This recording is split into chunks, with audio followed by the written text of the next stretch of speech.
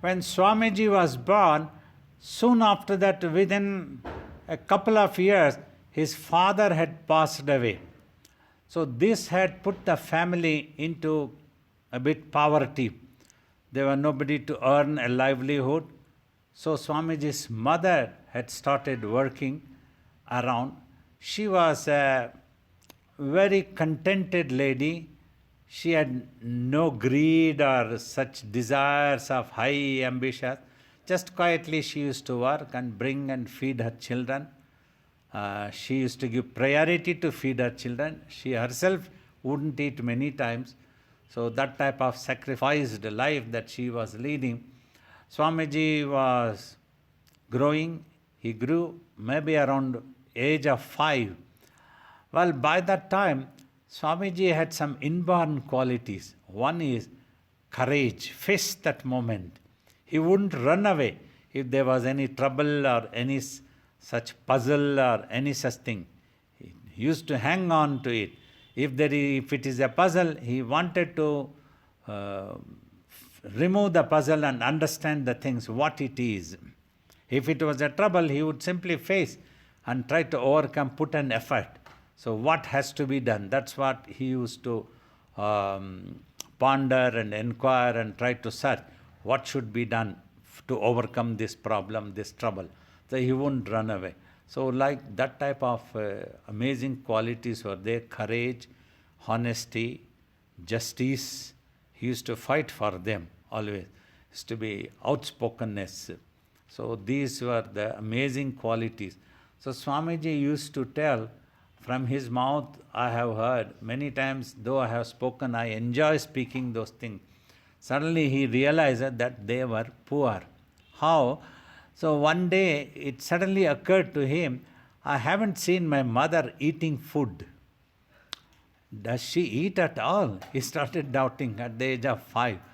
What would a person think at that age? Simply go, run and play and eat, sleep. More than that, they won't think anything else. Perhaps we all wouldn't never have bothered whether our parents ate also, whether our mothers ate, whether our mother had any trouble or what it was. Simply we wanted to eat, we ate and slept and played, that's all. But Swamiji suddenly thought about this. I haven't seen my mother eating food. Does she really eat? So then one day he demanded, when she was offering food to Swamiji, the boy, kids and everyone, so he demanded, Mother, you have not eaten anything in front of us ever, so you also eat today. She said, don't bother, you eat, I will definitely eat. No, you must eat, I am not going to give up today, he demanded. And then she served some food in a plate for herself also, some rice. So that was the thing. Then she kept it in the room's almirah, wooden almirah that used to, in the thatched hut used to be there. And she just kept it there. Then she said, I will eat. I just have a little bit work. I will come back and see. Then Swamiji wouldn't give up mentally. He hid himself behind the door. He was waiting there for his mother to come. After a couple of hours, he was quietly sitting, almost half asleep. So he ate his food and then his mother entered the house. Then quietly he slipped out from behind, again came back from the road as if he was playing somewhere and came. He demanded, Mother, I am hungry. Can you give me something to eat? Readily she gave the same plate in which she had served some food for herself.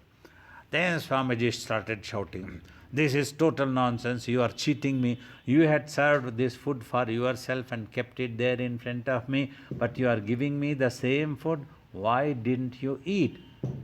Then some tears rolled down mother's cheeks. And she was saying, and she wouldn't answer anything. Then Swamiji was puzzled for a while. Okay, what wrong did I do?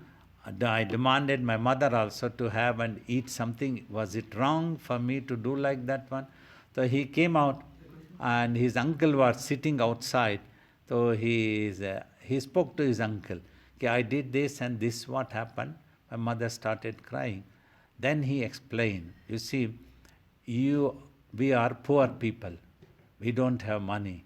So because your father had passed away 2-3 years ago when you were so young, so but now your mother have to work.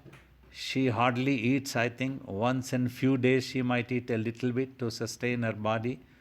Otherwise, she gives maximum to you all children. But you see, just because we are poor people, you don't have to feel ashamed or you don't have to worry about this. Poverty is not a thing of shame. It's only a situation. So we can be the victim of circumstances. That is all.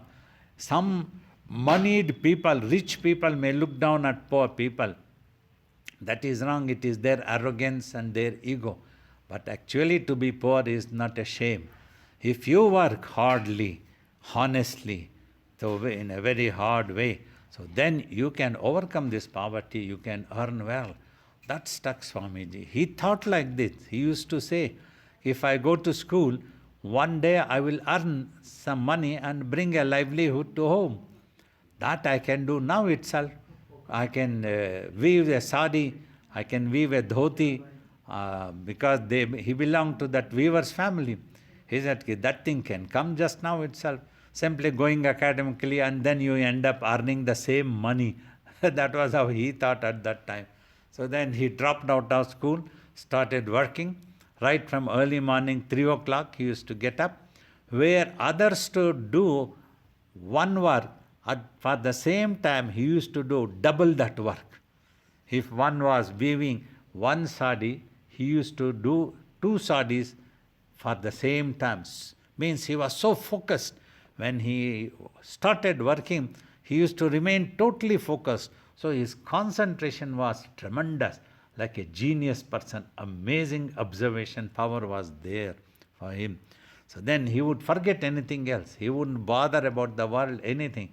His work, work, work. So thus he continued for some time. He worked. He asked his mother, must not work anymore. And he brought better money. He used to sell the saris, go to the nearby town, bring that money and give it to mother. Her mother saved most of them so that tomorrow our children get married, they would need for jewelries, other things. So she always thought about the children only. So like that for some time he continued, say for another 7 to 8 years, like that he continued. So he opened a small shop also. He developed, he had the business mind. Business mind means not cheating others.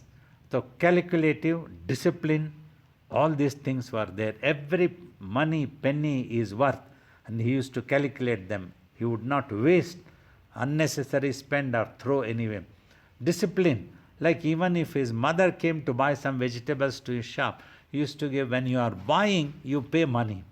Afterwards, from the profit, I will give you the money. That is a different thing. So, like that type of disciplined calculation was there. So, without indisciplined way, you should not take away simply vegetables and there is no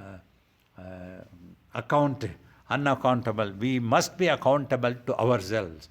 That he used to teach us also. When you do meditation, you have to be accountable to your own consciousness. That means you be sincere. You must meditate as if you are watching over yourself with a cane. You must have that fear. Then you will be disciplined and you will not give up meditating at all. You will not be casual. You will be serious.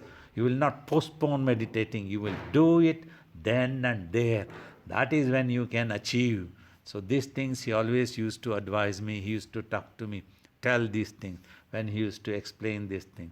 So he had these inborn qualities and learned this one. Like I told, his mother had to buy things from his shop by making payment. Then from the profit, his son would give from the earnings. Just like, this is for your expenses, mom. You take this one. So that was there. So such qualities were there. Hang on to it. He had this do or die. This last nail in the coffin type. The last thing that has to happen. If we die, then we cannot help this. As long as this body is there, we will not give up working. We will not give up trying to achieve things. We will never give up till the last breath of life. That's what he taught us also. You do or you die. You come out as a yogi or you are a dead body. That's no problem. So that's how he said.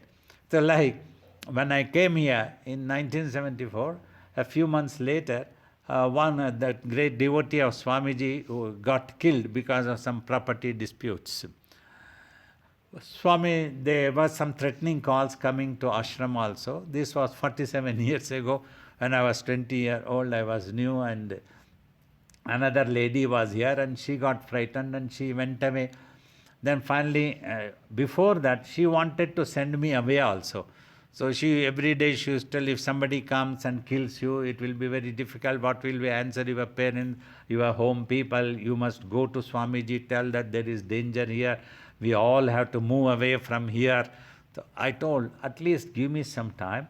Let me write a letter to Swamiji.